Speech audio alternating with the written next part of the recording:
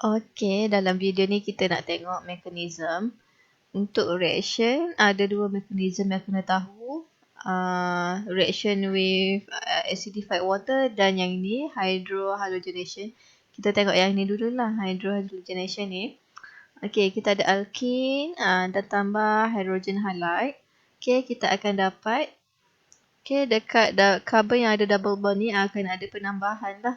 Okey, carbon yang sebelah kanan ni dah ada 2 hidrogen. So, hidrogen akan masuk kat sini. Kat tempat yang dah banyak hidrogen.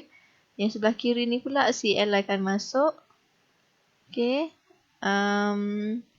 Okay lah, ini final product kita lah. Cuma kena tunjuklah macam mana kita dapat final product ni. Okey, jadi salin balik kita punya reactant.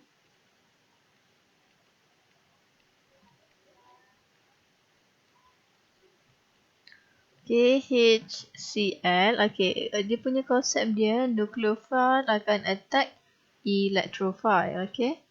Jadi, nucleophile, electron richnya adalah dekat double bond ni. Sini banyak elektron. Dia electron rich kat situ. Okay, dan HCl pula adalah electrophile. Electron deficient, kat mana secara spesifiknya dia adalah dekat hydrogen. Hydrogen ada delta positive sign. Cl delta negatif sebab Cl is more electronegative. Elektron lebih berada berdekatan dengan klorin. Dekat hidrogen ni tak ada elektron sangat. So dia electrophile. Okay, nucleophile dekat double bond ni dia akan attack electrophile dekat hidrogen. Okay, dia ambil hidrogen sahaja. Bond ini diberikan kepada klorin. Okay, jadi okay, satu daripada bond dekat double bond tu diambil untuk buat hidrogen, buat bond dengan hidrogen. Okay, dia masuk dekat carbon yang dah banyak hidrogen lah ikut Markovnikov. Dan carbon yang kurang hidrogen ini dapat tanda positif dahulu.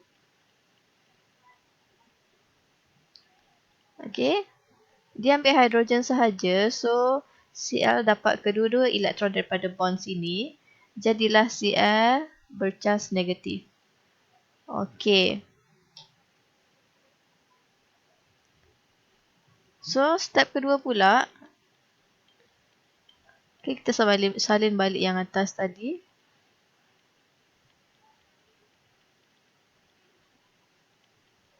Okay.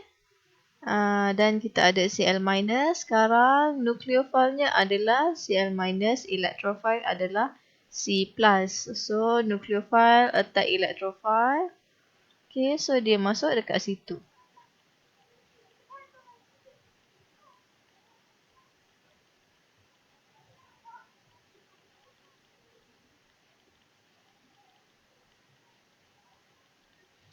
Okay, jadi inilah dua step yang kita kena tulis bagi mekanisme yang ni.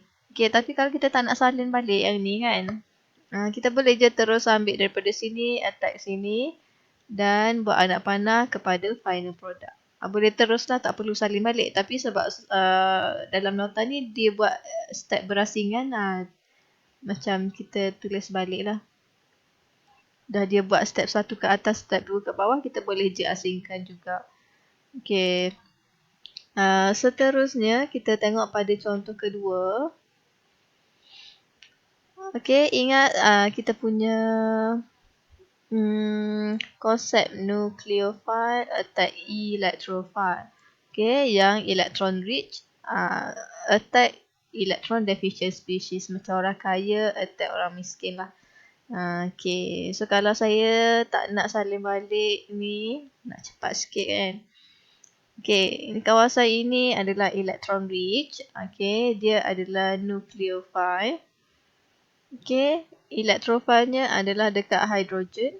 Okay, so dari arrow saya daripada double bond ni ke hidrogen, bukan ke anak panah ke hidrogen. Betul-betul pergi dekat hidrogen.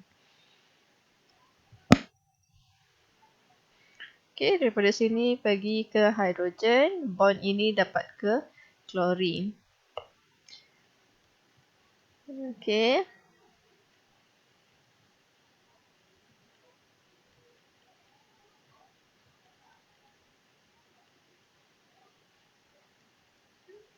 Okay, ini yang asalnya macam ni dan ini hidrogen yang ditambah kepada karbon pertama.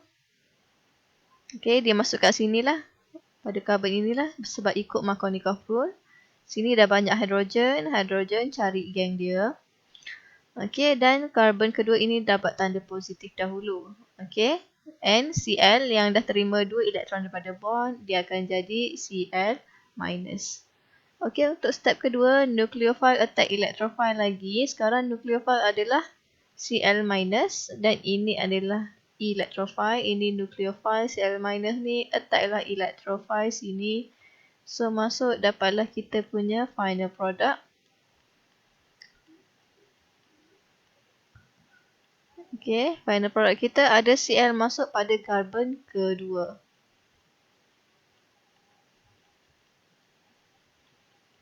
Okay, ini saya sambung terus. Sepatutnya ini step 1. Dari atas ke bawah ini step kedua. Saya boleh asingkan ataupun saya sambung macam ni pun tak ada masalah. So, kalau awak nak isi tempat kosong ni, salin baliklah satu-satu. Okay. Oh, alamak, silap lah. Silap sikit. Tapi tak apa, saya boleh betulkan dulu. Sebelum kita ada step kedua tu, sebelum ada step kedua, kita kena check jika kita ada rearrangement. Okay. Okay, kita kena ingat balik stability of carbocation. Carbocation paling stabil kalau dia adalah tertiary carbocation. Followed by secondary, primary, and the least stable is methyl. Okay. Sekarang ni kita punya carbocation kat sini, dia kelas ke berapa ni? Tengok sini, pergi kat carbon. Sebelah kiri pun carbon. Jadi dia adalah carbocation secondary, kelas kedua. Okay, bila macam ni, kita kena check dia. Carbon ini, sebelah kiri ni, kalau dia jadi carbocation, adakah dia lebih stabil? Check juga yang sebelah kanan. Kalau ini yang jadi carbocation, adakah dia lebih stabil? So, kita check dulu. Yang sebelah kiri. Kita check sebelah kanan dululah. Kalau sini yang positif, dia carbocation kelas pertama, primary. Kalau kita check yang sebelah kiri, yang ni, kalau dia jadi carbocation, dia adalah carbocation kelas ketiga. Sebab sebelah dia ada carbon, carbon, carbon. Okay. Ini adalah lebih stabil. So, kita boleh ada, kita panggil dia 1,2. Dia boleh ada 1,2 hydride shift ataupun 1,2 methyl shift. Kalau kita tengok positif dia sini, kat sini. Okay, karbon yang lebih stabil ini, dia ada hidrogen. So, positif dengan hidrogen ni, dia boleh berubah kedudukan. Dia boleh tukar tempat. Okay, so kalau kita tukar dengan hidrogen, kita namakan dia 1,2 hydride shift. Okay, kalau atas ni metil kan, bawah ni metil juga. Kita tukar kedudukan CH3 dengan positive charge. Yang tu kita kena panggil dia 1,2 methyl shift. 1,2 methyl shift ni kalau tak ada hidrogen lah. Kalau macam sekarang ada metil satu, ada hidrogen satu, dia akan tukar dengan hidrogen. Kalau tak ada hidrogen, baru kita tukar dengan metil. Okay.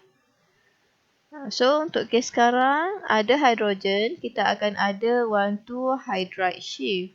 Di mana dia tukar kedudukan. So, apa yang kita dapat adalah,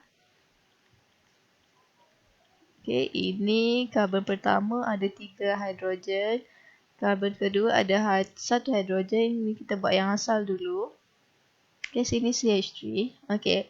1,2 hydride shift, positif dengan hidrogen tukar kedudukan. So, positif dekat sini, hidrogen dekat sini. Dapatlah kita carbocation kelas ketiga. Yang mana lebih stabil daripada yang asal, which is yang asal ni secondary. Okay.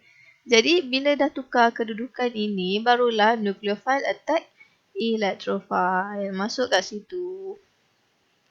Jadilah kita punya final product. Okay, sini CH3, sini CH3, Cl masuk dekat sini.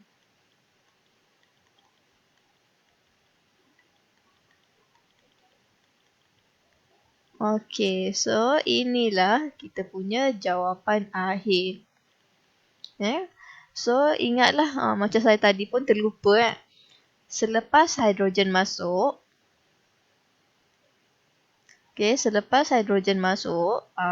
kita akan dapat carbocation. Cek carbocation ni, kalau sebelah kiri dia atau sebelah kanan dia akan bagi kita more stable carbocation. Kita akan try buat 1,2 hydride shift atau 1,2 methyl shift.